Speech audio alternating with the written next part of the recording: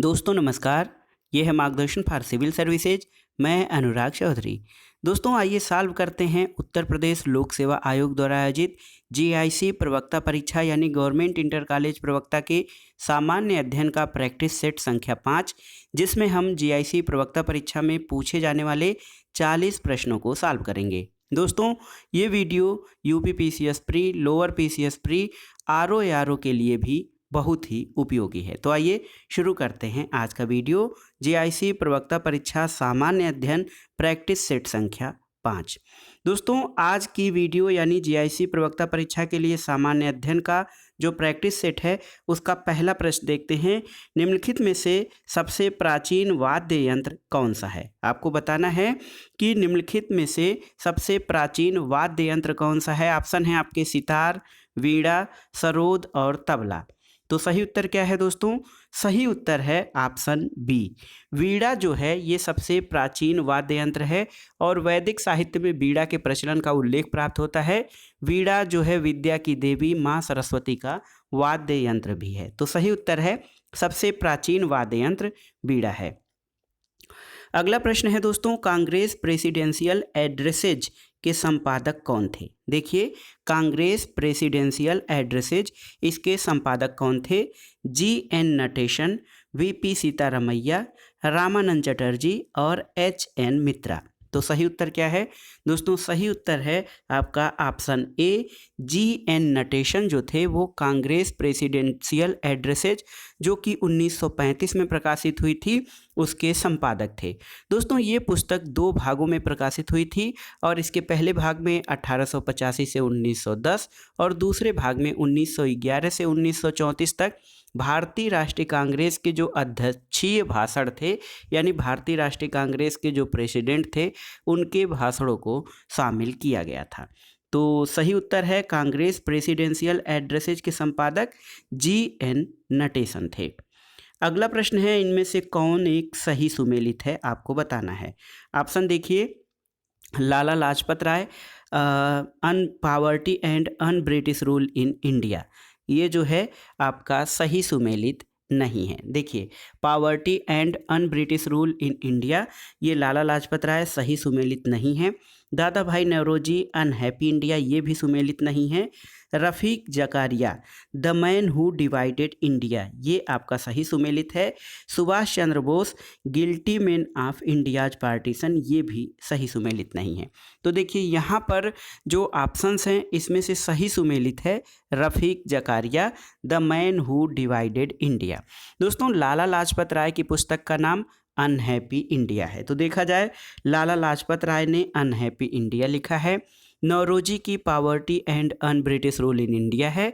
दोस्तों रफ़ीक जकारिया की आप जान गए हैं the man who divided India और सुभाष चंद्र बोस की इंडियन स्ट्रगल। सुभाष चंद्र बोस की रचना है इंडियन स्ट्रगल। अगला प्रश्न है दोस्तों, ऑपरेशन पोलो किससे जुड़ा हुआ है? ऑप्शन है भारत छोड़ो आंदोलन से, सविनय अवज्ञा आंदोलन से, जूनागढ़ राज्य में सैनिक कार्रवाई से या फिर हैदराबाद राज्य में सैनिक कार्रवाई से। तो सही उत्तर क्या है दोस्तों? प्रश्न संख्या 4 ऑपरेशन पोलो जुड़ा हुआ है। इसका सही उत्तर है हैदराबाद राज्य में सैनिक कार्रवाई से संबंधित है ऑपरेशन पोलो। दोस्तों हैदराबाद रियासत में सैनिक कार्रवाई के दौरान ऑपरेशन पोलो चलाया गया था और ये 13 से 18 सितंबर 1948 के मध्य चलाया गया था। अगला प्रश्न है, निम्नांकित युग्मों में से कौन सा सही सुमेलित नहीं है? कुछ युद्ध हैं और उनसे संबंधित वर्ष हैं। देखिए सही सुमेलित कौन सा नहीं है? बक्सर का युद्ध 1764 तो ये आपका सही सुमेलित है। बक्सर का युद्ध 1764 में हुआ था। सहायक संधि जो 1863 दे रहे हैं ये सही सुमेलित नहीं है। भारत में ईस्ट इंडिया कंपनी का एकाधिकार 1833 ये सही सुमेलित है और ब्रिटिश नागरिकों और कंपनियों के लिए भारत में व्यापार का खोला जाना 1813 ये भी सही सुमेलित है। तो सही सुमेलित कौन सा नहीं है? ये है आपका ऑप्शन सी। दोस्तों जैसा कि आप जानते हैं भारत में अंग्रेजी सत्ता की श्रेष्ठता स्थापित करने, फ्रांसीसियों के भय को समाप्त करने के लिए वेलेजली ने सहायक संधि 1798 में प्रारंभ किया था। तो सहायक संधि 1798, न कि 1863। तो सही उत्तर है कि ये जो सहायक संधि 1863 दिया है ये सही सुमेलित नहीं है। दोस्तों कंपनी देखिए, सहायक संधि स्वीकार करने वाले राज्यों में हैदराबाद प्रथम राज्य था जिसने कि सहायक संधि 1798 में स्वीकार किया था। अगला प्रश्न है दोस्तों, चिल्का झील जहां स्थित है वो कौन सी जगह है? कर्नाटक तट, मालाबार तट, कोंकण तट या उत्तरी सरकार तट? तो दोस्तों चिल्का झील जो है वो भारत के उड़ीसा राज्य में महानदी के मुहाने पर स्थित खारे पानी की एक लैगून झील है। और उड़ीसा तट को भौगोलिक दृष्टि से क्या कहा जाता है? उत्तरी सरकार तट। तो सही उत्तर चिल्का झील उत्तरी सरकार तट पर उड़ीसा में महानदी के मुहाने पर स्थित खारे पानी की एक लैगून झील है। अगला प्रश्न है, निम्नलिखित जनजातियों में से कौन बहुपति विवाह की प्रथा को मानता है? ऑप्शन है कादर, लोढ़ा, मुंडा या फिर टोड। तो सही उत्तर है दोस्तों टोडा जनजाति जो है ये बहुपतित्व प्रथा को मानती है। टोडा और जौनसारी एक जनजाति है जौनसारी। दोस्तों जौनसारी और टोड जनजाति ये बहुपतित्व प्रथा को मानती हैं। अगला प्रश्न है कि सूची 1 को सूची 2 से सुमेलित करना है। तो देखिए सूची 1 में घाटियां हैं और उनसे संबंधित राज्य हैं। तो देखिए मरखा घाटी कहाँ पर स्थित है? दोस्तों मरखा घाटी ये जम्मू और कश्मीर में स्थित है, 1 का 3 हो जाएगा। जुकू घाटी नागालैंड में स्थित है। सांगला घाटी, दोस्तों सांगला घाटी हिमाचल प्रदेश में स्थित है। और युथांग घाटी आपका सिक्किम में स्थित है। तो इस आधार पर सही सुमेलन आप कर लेंगे। मरखा घाटी लद्दाख में जम्मू कश्मीर में, जुकू घाटी नागालैंड में है, सांगला घाटी किन्नौर हिमाचल प्रदेश में है और युथांग घाटी गंगटोक सिक्किम की राजधानी से लगभग 149 किलोमीटर की दूरी पर स्थित है। अगला प्रश्न है दोस्तों, सूची 1 का सूची 2 से सुमेलन करना है और सही उत्तर का चयन करना है। देखिए सूची 1 में देश हैं और सूची 2 में तूफानों के प्रकार दिए गए हैं। ऑस्ट्रेलिया में दोस्तों विली है। चीन में टाइफून नामक तूफान आता है। भारत में चक्रवात और संयुक्त राज्य अमेरिका में हरिकेन आता है। तो देखिए यहाँ से जो आपका सही उत्तर हो जाएगा वो हो जाएगा ऑप्शन बी। ऑप्शन बी आपका सही उत्तर हो जाएगा। और सही मिलान ऑस्ट्रेलिया में देखिए विली, चीन में टाइफून, भारत में चक्रवात और संयुक्त राज्य अमेरिका में जो है वो देखिए हरिकेन आता है। अगला प्रश्न है 10वां प्रश्न है, कौन सा वायुमंडल के स्तर और उसके अभिलक्षणों के सुमेलन से सही है? देखिए क्षोभ मंडल मौसम संबंधी घटनाएं, क्षोभ मंडल में मौसम संबंधी घटनाएं होती हैं, ये आपका सही है। इसके अलावा समताप मंडल में ओजोन परत समताप मंडल में स्थित है, ये भी आपका सही है। और आयन मंडल पृथ्वी के सतह की ओर परावर्तित रेडियो तरंगे, ये भी सही है। चौथा जो ऑप्शन दिया है आपका मध्यमंडल ध्रुव ज्योति, तो ये आपका सही सुमेलित नहीं है क्योंकि मध्यमंडल में नहीं, ध्रुव ज्योति ये आपके आयन मंडल में घटित होती है। तो 1, 2 और 3 आपके सही सुमेलित हैं। सही ऑप्शन हो जाएगा आपका ऑप्शन सी, 1, 2 और 3 सही सुमेलित हैं। अगला प्रश्न है दोस्तों, स्वेज नहर के दोनों सिरों पर स्थित कौन से पत्तन हैं? काहिरा और अलेक्जेंड्रिया, स्वेज और काहिरा और पोर्ट सईद और पोर्ट स्वेज। तो सही उत्तर है दोस्तों पोर्ट सईद और पोर्ट स्वेज। ऑप्शन डी आपका सही उत्तर हो जाएगा। ये स्वेज नहर के दोनों सिरों पर स्थित है। दोस्तों पोर्ट सईद जो है ये मिस्र का पत्तन है, ये स्वेज नहर के उत्तर में ये भूमध्य सागर में है और दक्षिणी सिरे पे या दक्षिणी किनारे पर स्वेज पत्तन स्थित है। अगला प्रश्न देखते हैं, निम्नलिखित में से कौन सा युग्म सुमेलित है? 12वां प्रश्न आप देखिए, निम्नलिखित में से कौन सा युग्म सुमेलित है आपको बताना है। ईरी रेशम असम, मूंगा रेशम अरुणाचल प्रदेश, शहतूत रेशम झारखंड और टसर रेशम कर्नाटक। तो सही उत्तर क्या है दोस्तों? सही जो सुमेलन है वो है कि ईरी रेशम जो है ये आपका सही सुमेलित है। देखिए बहुत ही महत्वपूर्ण है दोस्तों, कौन सा सही सुमेलित है? आपका ईरी रेशम जो है ये सही सुमेलित है, ऑप्शन ए। दोस्तों मूंगा रेशम का सर्वाधिक उत्पादन असम में होता है, न कि अरुणाचल प्रदेश में।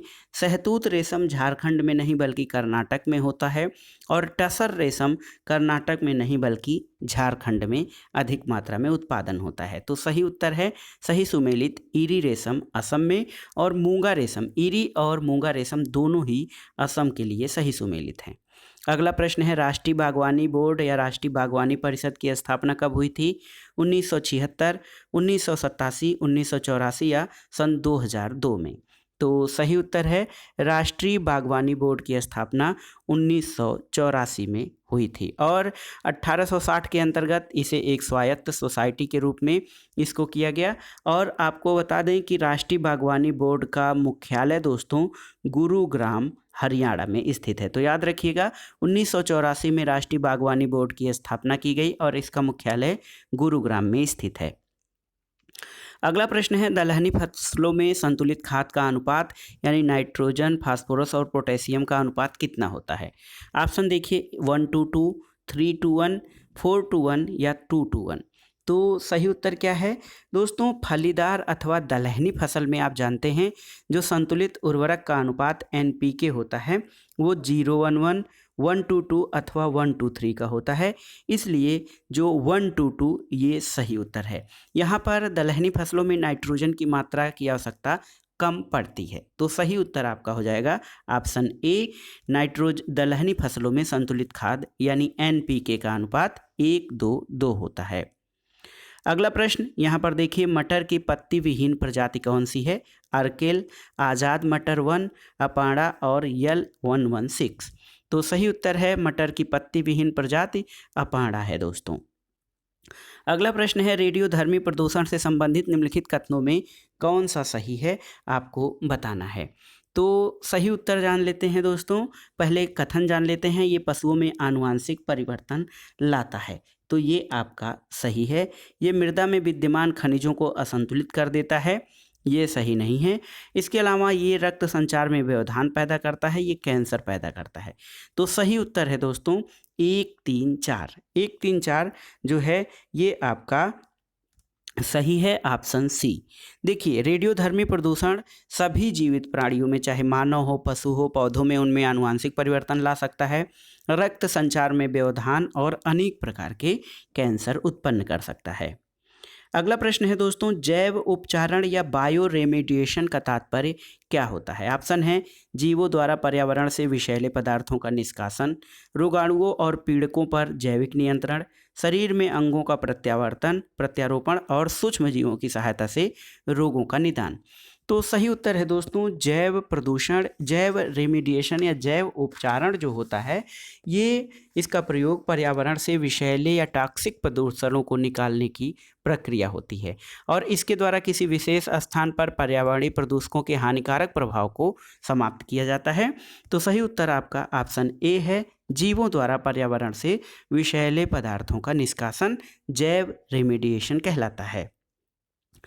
अगला प्रश्न है निम्नलिखित में से कौन सा कथन सिक्किम के संबंध में सही है?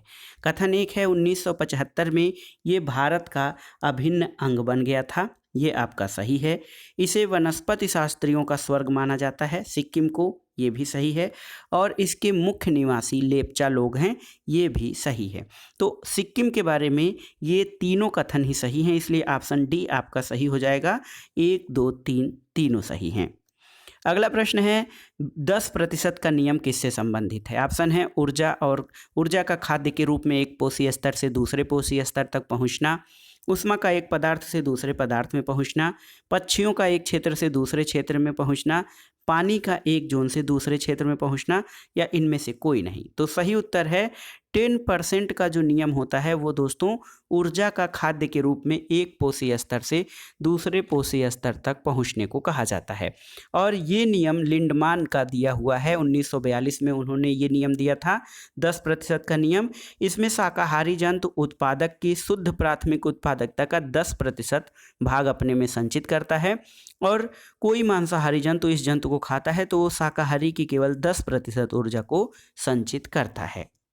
तो आप जान गए 10% का नियम लिंडमान का दिया हुआ है और ये ऊर्जा के खाद्य के रूप में एक पोषी स्तर से दूसरे पोषी स्तर में जो है स्थानांतरित होने को कहा जाता है।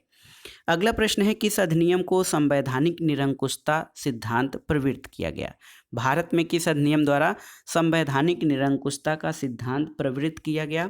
ऑप्शन है देखिए 1909 का भारतीय काउंसिल अधिनियम, 1919 का भारत सरकार अधिनियम, 1935 का भारत सरकार अधिनियम या फिर 1947 का भारतीय स्वतंत्रता अधिनियम। सही उत्तर है संवैधानिक निरंकुशता का सिद्धांत 1935 के भारत सरकार अधिनियम द्वारा प्रवृत्त किया गया था और ये अधिनियम ब्रिटिश संसद द्वारा सर्वाधिक विस्तृत अधिनियम था। इसके साथ ही भारत के लिए तैयार संवैधानिक प्रस्तावों में ये सबसे जटिल दस्तावेज था। अगला प्रश्न है दोस्तों, भारतीय संविधान के निर्माण से संबंधित निम्नलिखित कथनों में से कौन सा सही है, आपको बताना है। देखिए, इसमें से पंडित नेहरू द्वारा प्रस्तुत उद्देश्य प्रस्ताव संविधान सभा द्वारा स्वीकार किया गया, इसका संविधान के निर्माण पर असर था, सही है। उद्देशिका बहुत से महत्वपूर्ण उद्देश्यों की पूर्ति करती है दोस्तों, तो ये भी सही है। संविधान को भारत के लोगों ने आदेशित किया है, ये भी सही है। और राज्य के मुखिया को लोग प्रत्यक्ष रूप से निर्वाचित करते हैं, ये भारत के बारे में सही नहीं है, क्योंकि राष्ट्रपति जो है राज्य का मुखिया होता है, उसका निर्वाचन अप्रत्यक्ष रूप से होता है। तो सही उत्तर 1, 2, 3, 3 ऑप्शन सही है, चौथा सही नहीं है। ऑप्शन ए आपका सही उत्तर हो जाएगा। अगला प्रश्न है, सूची 1 का सूची 2 के साथ सुमेलन करना है और इस आधार पर आपको सही उत्तर बताना है दोस्तों। सूची 1 का सूची 2 से सुमेलन, तो यहाँ पर देखिए अनुच्छेद 124 ये संघीय न्यायपालिका से संबंधित है, अनुच्छेद 5 ये नागरिकता से संबंधित है, अनुच्छेद 352 आकस्मिकता प्रावधान और अनुच्छेद 245 विधायी शक्तियों के वितरण से संबंधित है। तो सही उत्तर आपका कौन सा हो जाएगा? इस आधार पर सही उत्तर ऑप्शन ए 1, 2, 3, 4 यानी सीधे सीधे संविधान के अनुच्छेद और उनके विषयों का मिलान हो जाता है। अगला प्रश्न है दोस्तों, देखिए कोएल्हो केस भारत के संविधान की किस अनुसूची से संबंधित है? ऑप्शन है 7वीं, 8वीं, 9वीं या 10वीं। तो दोस्तों कोएल्हो केस क्या था? कोएल्हो केस संविधान की 9वीं अनुसूची से संबंधित है, ऑप्शन सी आपका सही है। और LIR कोहेल्लो ने तमिलनाडु राज्य में न्यायालय की 9वीं अनुसूची की संवैधानिकता के संबंध में टिप्पणी की। इसके अनुसार कि 9वीं अनुसूची में जो सभी विषय हैं न्यायिक समीक्षा के अंतर्गत आते हैं और 9वीं अनुसूची को प्रथम संविधान संशोधन अधिनियम 1951 के द्वारा संविधान में जोड़ा गया था और इसमें ये प्रावधान किया गया था कि इस अनुसूची में शामिल विषय न्यायिक समीक्षा के अंतर्गत नहीं आते हैं। तो कोएल्हो केस जो है 9वीं अनुसूची में न्यायिक समीक्षा से संबंधित है। अगला प्रश्न है, किसके चयापचयी प्रक्रम में से अधिकतम ऊर्जा मिलती है? कार्बोहाइड्रेट, वसा, प्रोटीन या खनिज? तो जानते हैं दोस्तों, आपको पता है कि वसा के चयापचयी प्रक्रम से अधिकतम ऊर्जा मिलती है और 1 ग्राम वसा के पूर्ण ऑक्सीकरण से 9.3 किलो कैलोरी ऊर्जा मुक्त होती है और सामान्यतः एक वयस्क व्यक्ति को 20 से 30% ऊर्जा वसा से प्राप्त होनी चाहिए। अगला प्रश्न देखते हैं, सबसे अधिक प्रोटीन किस में पाई जाती है? देखिए, सबसे अधिक प्रोटीन उड़द के दाने में, अरहर के दाने में, मटर के दाने में या सोयाबीन के दाने में, आपको बताना है। तो सही उत्तर है ऑप्शन डी, सोयाबीन के दाने में सबसे अधिक प्रोटीन की मात्रा पाई जाती है। दोस्तों सोयाबीन मुख्यतः दलहनी और तिलहनी फसल के रूप में तैयार किया जाता है और सोयाबीन के से दूध भी तैयार किया जाता है, गाय के दूध के समकक्ष ये होता है और मध्य प्रदेश MP भारत में सोयाबीन का प्रमुख उत्पादक राज्य है। अगला प्रश्न है 26वां प्रश्न, निम्नलिखित में से कौन सा एंजाइम प्रोटीनों को एमिनो अम्लों में विघटित करता है? ऑप्शन है पेप्सिन, लैक्टेस, यूरिएस या फिर जाइमेस। तो सही उत्तर क्या है आपको बताना है कि कौन सा एंजाइम प्रोटीनों को अमीनो अम्लों में विघटित करता है। सही उत्तर है दोस्तों पेप्सिन। पेप्सिन एंजाइम जो है प्रोटीन को एमिनो अम्ल में विघटित करता है और प्रोटीन का पाचन आप जानते हैं आमाशय में प्रारंभ होता है। आमाशय में पेप्सिन नामक एंजाइम जो होता है वो प्रोटीन को छोटे छोटे पॉलीपेप्टाइड में और उनके घटक अमीनो अम्लों में विभाजित करता है। तो सही उत्तर है पेप्सिन एंजाइम प्रोटीन को एमिनो अम्ल में विघटित करता है। अगला प्रश्न है दुग्ध प्रोटीन या मिल्क प्रोटीन को पचाने वाला एंजाइम कौन है? ऑप्शन है पेप्सिन, ट्रिप्सिन, रेनिन या इरेप्सिन। तो सही उत्तर क्या है दोस्तों? दुग्ध प्रोटीन को पचाने वाला एंजाइम आपका रेनिन है। याद रखिएगा, रेनिन ये मिल्क प्रोटीन को पचाने के काम में आता है। अगला प्रश्न है दोस्तों, घृणा प्रेम से उसी प्रकार संबंधित है जिस प्रकार सृजन करना संबंधित है किससे? बनाने से, हटाने से, नष्ट करने से या निर्माण से। तो दोस्तों घृणा का विलोम प्रेम होता है, उसी प्रकार सृजन करने का विलोम नष्ट करना होता है। तो सही उत्तर आपका हो जाएगा ऑप्शन सी, नष्ट करना। अगला प्रश्न है 5 घड़ियां क्रमशः 3, 4, 5, 6 और 7 सेकंड के अंतराल पर बजती हैं। किसी एक समय 7 बजने में कितनी देर बाद फिर से बजेंगी? तो दोस्तों 3, 4, 5, 6, 7 सेकंड का LCM यानी लघुत्तम समापवर्त निकालना पड़ेगा, तब आपका अभिष्ट सेकंड आ जाएगा 420। 3, 4, 5, 6, 7 का जो LCM होगा वो 420 सेकंड आएगा। 420 सेकंड का मतलब ये आपका 7 मिनट सही उत्तर हो जाएगा। अगला प्रश्न है सूर्योदय के बाद राज और अजय एक दूसरे की तरफ आ रहे हैं और यदि राज की परछाई उसके बाईं तरफ बनती है तो अजय किस दिशा में जा रहा है? तो यहाँ पर सूर्योदय आप जानते हैं पूरब दिशा में होता है, राज की परछाई उसके बाईं तरफ बनती है यानी राज उत्तर दिशा में जा रहा है, इसलिए अजय दक्षिण में जाएगा क्योंकि राज एक दूसरे की तरफ आ रहे हैं। तो सही उत्तर है दक्षिण। तो सही उत्तर ऑप्शन डी, दक्षिण में अजय जा रहा है। अगला प्रश्न मैथ से ही संबंधित है। लड़कों की एक पंक्ति में रमेश दोनों छोरों से 15वें स्थान पे है। तो आपको बताना है कि पंक्ति में बच्चों की संख्या कुल कितनी है। तो आप इस प्रकार से हल कर सकते हैं, संख्या कम है, आप 1, 2, 3, 4, 5, 6, 7, 8 करके 15 तक जा सकते हैं और पीछे से ही जब 15 पे आएंगे तो इसमें आपको पता चलेगा कि इसका जो फार्मूला है 15 + 15 - 1 यानी 29। तो सही उत्तर आपका हो जाएगा कि उस जो पंक्ति है उसमें कुल 29 बच्चे हैं। अगला प्रश्न है 4 × 6 = 18 12। यहाँ पर देखिए कैसे आपको ऑप्शन दे रहा है। 4 × 6 = 18 12 और 5 × 8 = 24 15, 6 × 9 = 27 18। तो 7 × 6 बराबर कितना होगा? तो सबसे पहले 4 × 6 का मतलब निकालते हैं। 4 × 3 12 हो जाएगा, 6 × 3 18 हो जाएगा। तो पहला अंक जो है 18 ये दूसरे वाले अंक का 3 गुना है और दूसरा अंक पहले वाले अंक का। तो देखिए 5 × 3 15, 8 त्रिक 24। तो यहाँ पर कितना हो जाएगा? यहाँ पे हो जाएगा लास्ट में 21 हो जाएगा और 18। तो 18 21 जो हो जाएगा दोस्तों ये आपका सही उत्तर हो जाएगा। 18 21 सही उत्तर आपका ऑप्शन ए, ये आपके लिए सही होगा, ऑप्शन ए। अगला प्रश्न है 8 मित्र एक पार्टी में मिलते हैं, सभी सबसे एक बार हाथ मिलाते हैं तो संभावित हाथ मिलाने की संख्या कितनी होगी? इसके लिए एक फार्मूला है, मैं बता रहा हूं दोस्तों। जब n मित्र हैं एक दूसरे से हाथ मिलाने की संभावना इनकी होती है n (n-1/2). तो जब कितने मित्र हैं आप देखिए 8 मित्र हैं, इस फार्मूले पे जब आप सेट करेंगे तो यहाँ पे 8 मित्र हो जाएंगे, फिर 8 - 1/2 तो हो जाएगा 8 × 7/2 तो 56/2। कुल मिलाकर इसकी संख्या 56/2 28 आ जाएगा इसका उत्तर। तो सही उत्तर ऑप्शन सी 28 हो जाएगा। अगला प्रश्न है एक अर्धगोला और शंकु समान है, यदि उनकी ऊंचाइयां भी समान हो तो उनके वक्र पृष्ठों का अनुपात क्या होगा? दोस्तों अर्धगोले का वक्र पृष्ठ 2πr² होता है और शंकु के पृष्ठ का वक्र पृष्ठ πrl होता है। जब आप जानते हैं कि h = यानी ऊंचाई जो है त्रिज्या के बराबर है, क्योंकि अर्धगोला और शंकु के आधार समान है। तो इसमें जब आप फार्मूले पे सेट करेंगे तो ये ऑप्शन सी आपका सही उत्तर हो जाएगा, √2:1। अगला प्रश्न है उत्तर प्रदेश में नॉलेज पार्क की स्थापना कहाँ की जा रही है? ऑप्शन है आपके लखनऊ, प्रयागराज, वाराणसी या ग्रेटर नोएडा। तो सही उत्तर है उत्तर प्रदेश में ग्रेटर नोएडा में शिक्षा और अनुसंधान के क्षेत्र में गुणवत्तापरक सुविधाएं उपलब्ध कराने के लिए एक नॉलेज पार्क की स्थापना की जा रही है और यहाँ पर कई सारे इंजीनियरिंग, मेडिकल और मैनेजमेंट कॉलेज खोले जा रहे हैं। करेंट अफेयर से अगला प्रश्न है 25 जनवरी 2021 को जर्मन वॉच द्वारा वैश्विक जलवायु जोखिम सूचकांक 2021 जारी किया गया और इससे संबंधित कौन सा कथन सही है? तो सही उत्तर है दोस्तों ये सभी कथन जैसे 2000 से 2019 के मध्य प्योर्टो रिको, म्यांमार और हैती अत्यधिक मौसमी घटनाओं से प्रभावित रहे, सही है।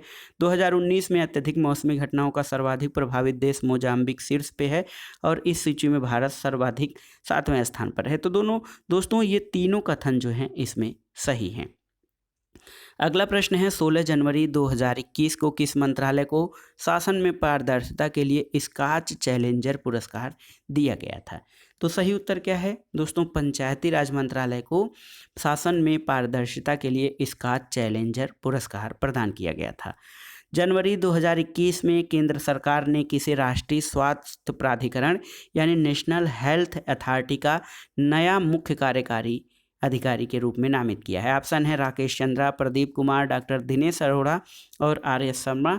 तो सही उत्तर है आर.एस. शर्मा को स्वास्थ्य प्राधिकरण, राष्ट्रीय स्वास्थ्य प्राधिकरण का नया कार्यकारी अधिकारी चुना गया है। अगला प्रश्न है 25 जनवरी 2021 को देश भर में 11वां राष्ट्रीय मतदाता दिवस मनाया गया। इस वर्ष 2021 में इसका मुख्य थीम क्या था? सही उत्तर है दोस्तों मतदाताओं को सशक्त, सतर्क, सुरक्षित और जानकार बनाना। अगला प्रश्न और इस वीडियो का आखिरी प्रश्न है दोस्तों भारत के 67वें ग्रैंड मास्टर कौन बने हैं? ऑप्शन है लियोन मेंडोका, आर्यन चोपड़ा, पी इनियन या अभिमन्यु पौराणिक। दोस्तों 30 दिसंबर 2020 को गोवा के शतरंज खिलाड़ी लियोन मेंडोका ने इटली में वेरजानी कप में तीसरा और आखिरी नाम हासिल कर भारत के 67वें ग्रैंड मास्टर बने हैं और इनकी उम्र 14 वर्ष 9 महीने और 17 दिन की है। मेंडोका ने पहला ग्रैंड मास्टर नाम अक्टूबर 2020 में हासिल किया था। तो सही उत्तर है 67वें ग्रैंड मास्टर लियोन मेंडोका, ये गोवा के रहने वाले हैं। तो ये था आज का वीडियो जीआईसी प्रवक्ता परीक्षा सामान्य अध्ययन के 40 प्रश्नों का जो है प्रैक्टिस सेट। दोस्तों ये वीडियो यूपी पीसीएस प्रारंभिक परीक्षा, लोअर पीसीएस, आरओ और अधीनस्थ सेवा चयन बोर्ड द्वारा आयोजित की जाने वाली परीक्षाओं के लिए बहुत ही महत्वपूर्ण है। आप इनको तैयार कर लीजिएगा। वीडियो आपको कैसा लगा हमें कमेंट बॉक्स में ज़रूर बताइएगा। वीडियो को लाइक करें, शेयर करें और इस चैनल मार्गदर्शन फॉर सिविल सर्विसेज को सब्सक्राइब करें। वीडियो देखने के लिए धन्यवाद दोस्तों। नमस्कार।